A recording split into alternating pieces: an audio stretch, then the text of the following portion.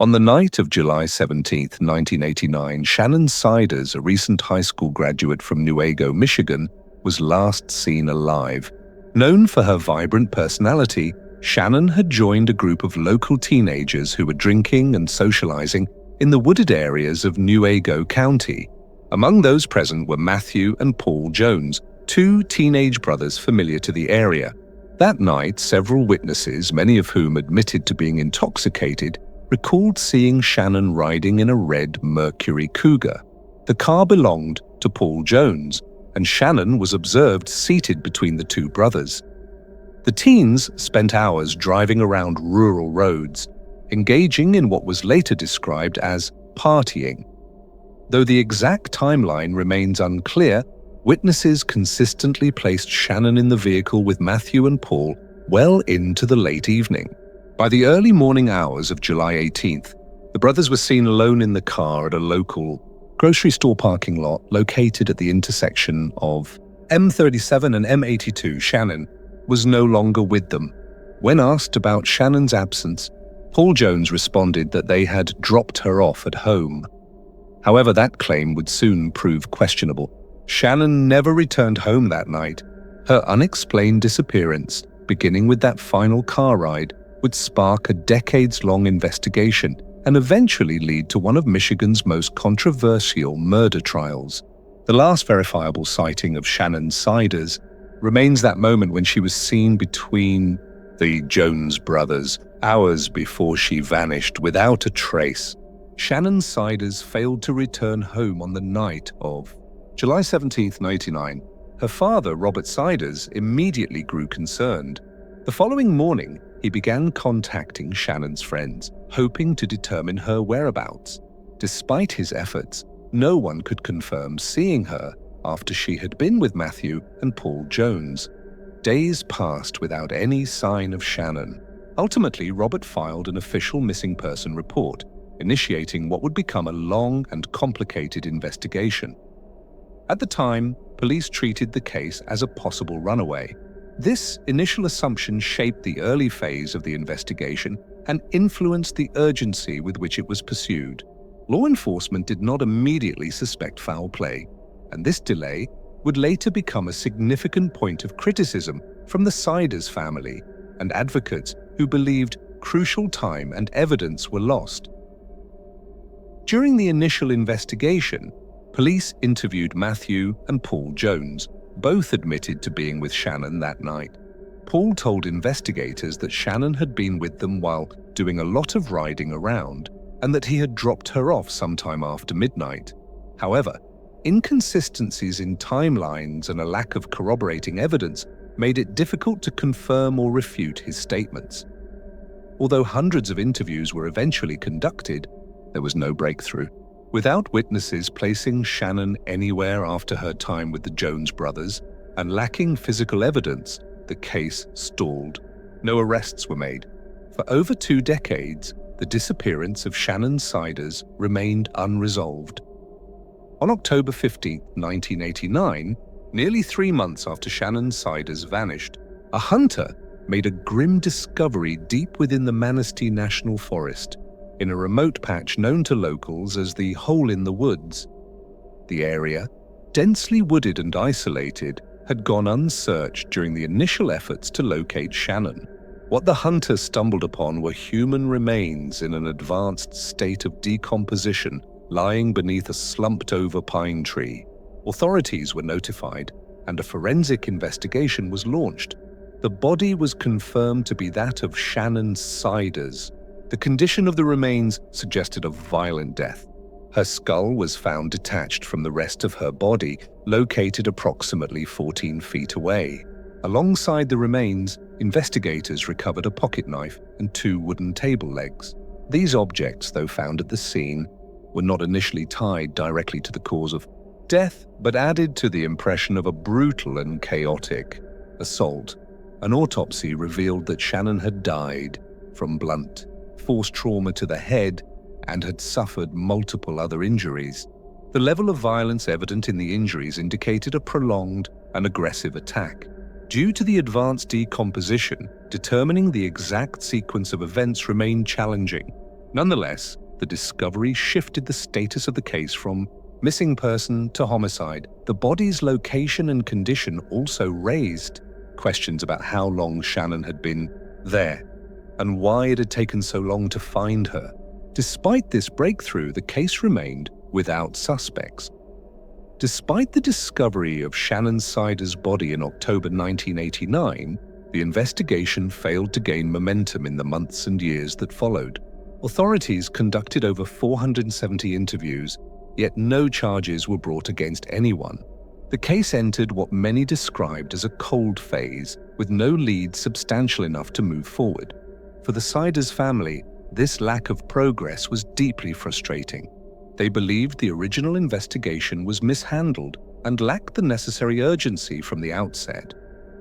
Though Matthew and Paul Jones had been questioned early in the investigation, no physical evidence directly tied them to the crime. Witness accounts varied in reliability, and many came from individuals who were intoxicated on the night Shannon disappeared. As time passed, memories faded, and potential witnesses became harder to locate or were no longer willing to speak.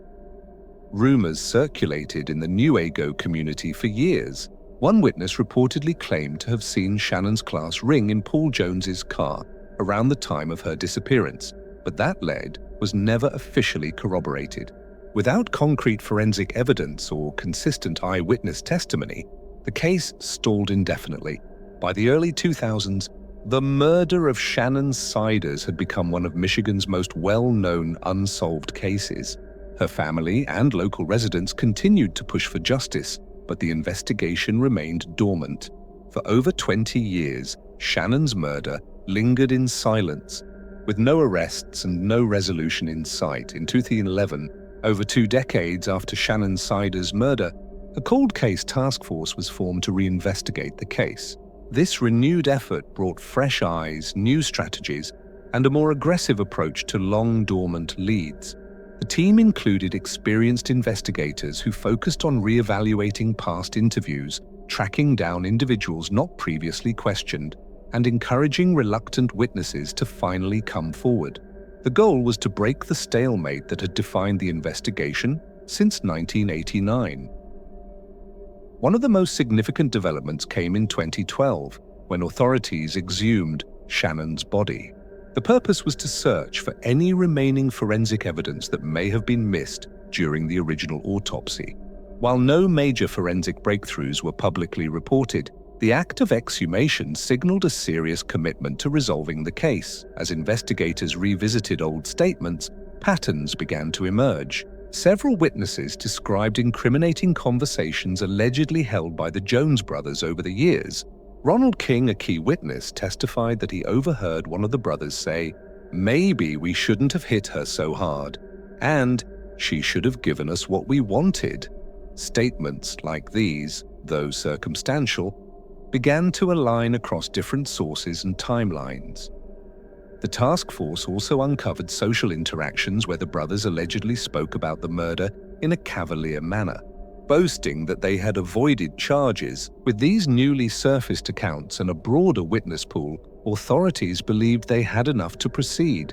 In June 2014, Matthew and Paul Jones were arrested and charged with Shannon Siders' murder. In June 2014, following the Cold Case Task Force's renewed investigation, Matthew and Paul Jones were formally arrested for the murder of Shannon Siders. The arrests marked a major turning point in a case that had remained stagnant for 25 years. Prosecutors decided to try the brothers separately, and both trials took place in May 2015. The charges were serious. Matthew Jones was charged with first-degree murder, while Paul Jones faced a charge of second-degree murder. The prosecution's case centered heavily on witness testimony. Multiple individuals testified that the brothers had made incriminating statements in the years following Shannon's death. Some of these statements were reportedly made at social gatherings, including parties and a bachelor event. According to witnesses, the brothers referenced the crime in ways that suggested both guilt and confidence that they would never be caught. One witness recalled them saying, "They can't pin it on us." Dean Robinson, another critical witness, testified that he had seen the Jones brothers with Shannon in the woods on the night she disappeared. He claimed that when he tried to intervene, he was physically assaulted by the brothers. His account supported the timeline and reinforced the theory that Shannon was killed shortly after her last known sighting. Defense attorneys attempted to suppress several of these testimonies and pushed for a change of venue, citing media coverage and potential jury bias. They also sought a mistrial on various procedural grounds. All motions were denied. Ultimately, both brothers were found guilty. Matthew Jones received a mandatory life sentence without parole. Paul Jones was sentenced to 30 to 75 years. The convictions were viewed as long-awaited justice by Shannon's family and the Newaygo County community. Following their 2015 convictions, Matthew and Paul Jones filed appeals seeking to overturn the verdicts. Their legal teams challenged the outcomes on multiple grounds, alleging procedural errors and evidentiary issues that they argued had compromised the fairness of the trials. Among the primary claims was that the trial court should have granted a change of venue due to the local media attention and community bias. They also argued that a mistrial should have been declared, and that the inclusion of what they described as a copious amount of irrelevant and inadmissible evidence had prejudiced the jury. A significant part of their appeal focused on witness statements, particularly those made by individuals who recalled incriminating remarks from the brothers. The defense maintained that some of these statements were unreliable, taken out of context, or should have been excluded from the proceedings altogether. Specifically, they questioned the admissibility of Ronald King's testimony, in which he claimed to have overheard one of the brothers expressing regret for how hard they had struck Shannon and suggesting she should have given us what we wanted. Despite these arguments, the Michigan Court of Appeals rejected the appeal in its entirety. In a 23-page ruling, a 3-judge panel upheld the convictions, concluding that the trial had been conducted properly and the evidence presented was admissible. The court emphasized that the defendants had received a fair trial. With the appellate decision finalized, the convictions of Matthew and Paul Jones were confirmed, and both remained incarcerated in state correctional facilities. In December 2021, a major development reignited debate around the Shannon Siders case. Dean Robinson, one of the prosecution's key witnesses during the 2015 trial, submitted a signed affidavit recanting his testimony. Robinson stated that his account, claiming he saw the Jones brothers with Shannon in the woods and was assaulted when he intervened, was false. According to the affidavit, Robinson now alleged that law enforcement officials had fed him details about the case and instructed him on what to say in court. He claimed he had not known the Jones brothers and had not been present on the night of the murder. This recantation sparked controversy and raised new questions about the integrity of the investigation and trial. Robinson's reversal became the focus of renewed public interest, particularly among those who had long questioned the reliability of the cold case witness testimonies. Private investigator Bill Proctor began an independent inquiry into the case, publishing updates and commentary on a website titled "Who Killed Shannon Siders?" He argued that law enforcement may have built the case on rumor and pressure rather than verifiable facts. Despite the recantation, authorities maintained confidence in the original convictions. Prosecutors emphasized that the case was not built solely on Robinson's testimony. Other witnesses had also reported hearing incriminating statements from the Jones brothers over the years, and the Cold Case Task Force had conducted hundreds of interviews during its investigation. Still, Robinson's affidavit introduced a layer of doubt into what had been presented as a closed case. The defense argued that the new statement warranted further review, while supporters of the original verdict saw it as an unreliable reversal. The controversy underscored the fragile nature of witness-based convictions and reignited public scrutiny of the process. Despite the convictions of Matthew and Paul Jones, doubts about the case have continued to circulate within the community. During the original investigation and again during the cold case review, authorities interviewed numerous individuals who were never charged. Some of these individuals reportedly failed polygraph tests. In one instance, a woman claimed that her father, an alleged killer known for picking up hitchhikers, had confessed to killing Shannon Siders. Though this claim was never substantiated, it added to a growing list of alternative theories. The recantation of Dean Robinson's testimony in 2021 further fueled skepticism. Private investigator Bill Proctor and others questioned whether the right people had been held accountable. They pointed to inconsistencies in various witness statements and a perceived over-reliance on circumstantial evidence as signs that the case might not be as solid as it appeared in court. In the wake of these developments, public opinion has become divided. Some continue to believe that the Jones brothers were justly convicted, citing the volume of testimony and the timeline of events. Others, however, are left wondering whether confirmation bias and pressure to close a long-standing case played a role in the outcome. The continued attention to alternate suspects and unconfirmed confessions has kept the case in the public eye. While the legal system considers the matter resolved, unresolved questions and community concerns suggest that, for many, the case is anything but closed. As of today, the murder of Shannon Siders remains one of Michigan's most debated cold cases. Legally, the case is closed. Matthew Jones is serving life without parole at the Carson City Correctional Facility, while Paul Jones is serving 30 to 75 years at the St. Louis Correctional Facility. Their convictions have been upheld by the Michigan Court of Appeals, and no new trial has been granted despite the 2021 recantation from a key witness. For Shannon's family, the 2015 convictions brought a measure of closure after more than 2 decades of uncertainty.